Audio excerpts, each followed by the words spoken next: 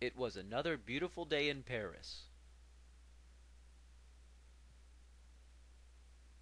I was at the library.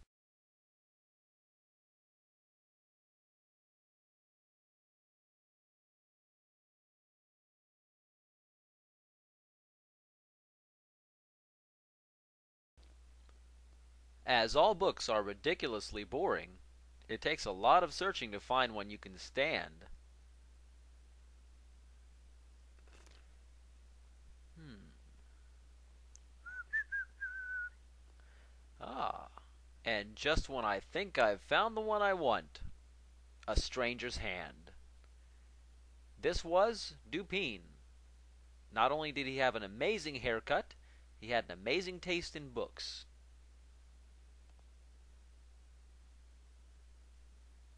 I knew we were going to be best friends forever. We had so much in common. Before long, we were living together and walking the streets of Paris.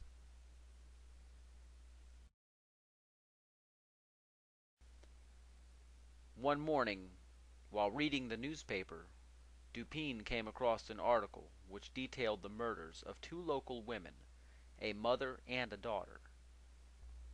The scene was a bloody mess, and the windows and the doors were all locked from the inside. There was no way in, no way out. Neighbors heard screams coming from the apartment, but saw nothing. The police were clueless. Dupin, however, was determined this case would be solved, and he would be the one to solve it.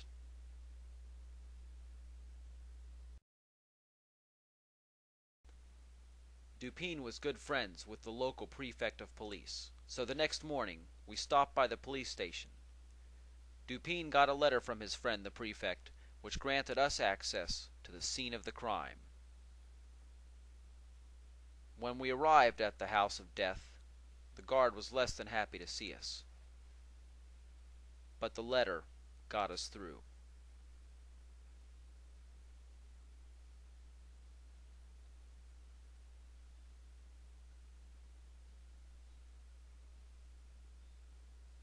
We examined the death house, and then we walked home, animated and invigorated. We were on a mission. I was clueless, but Dupin was sure he would figure this out by the time we got home.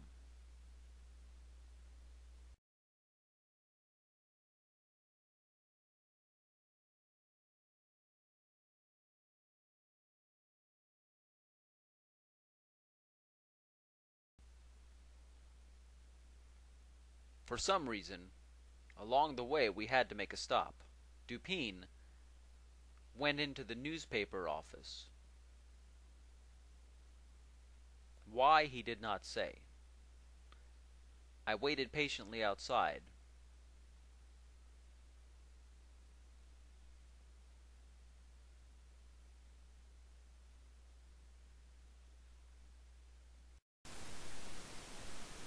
When at last Dupin emerged from the newspaper office, he refused to tell me what his business had been. We walked the rest of the way home in silence. He was deep in contemplation, and determined that he would solve this mystery tonight.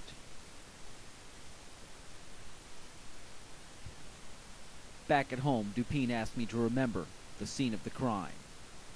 The bloody floor, the bloody walls, the bloody ceiling, the bloody bathtub with a brain in it, the bloody rubber ducky, the bloody shoes, the coffee mug full of blood, the bloody hat, and the bloody straight razor. It was obvious, Dupin said. It's obvious who committed these murders. It was an orangutan! I couldn't believe it. You call that proof? I said to Dupin. Where is your proof? Remember, he said, the bloody bananas at the scene of the crime? And then it was obvious. It all made sense. The bloody bananas proved it. It was an orangutan. Then came a knock at the door. The sailor had been brought there by an ad that Dupin had put when we stopped at the newspaper office.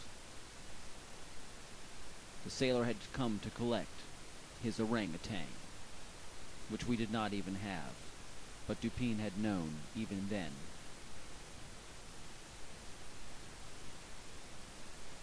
After a little bit of prodding, the sailor admitted he does own an orangutan.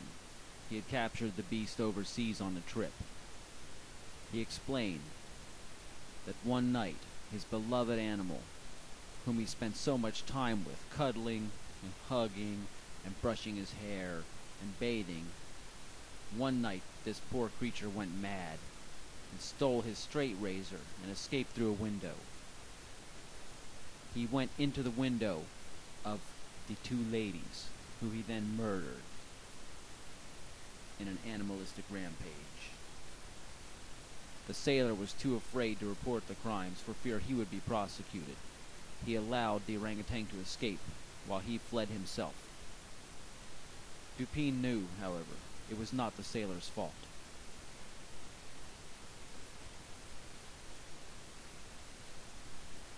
The sailor was allowed to go free,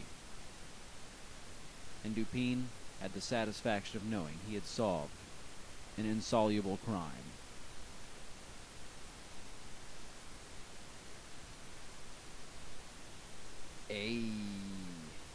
Everything was A-OK in Paris once again.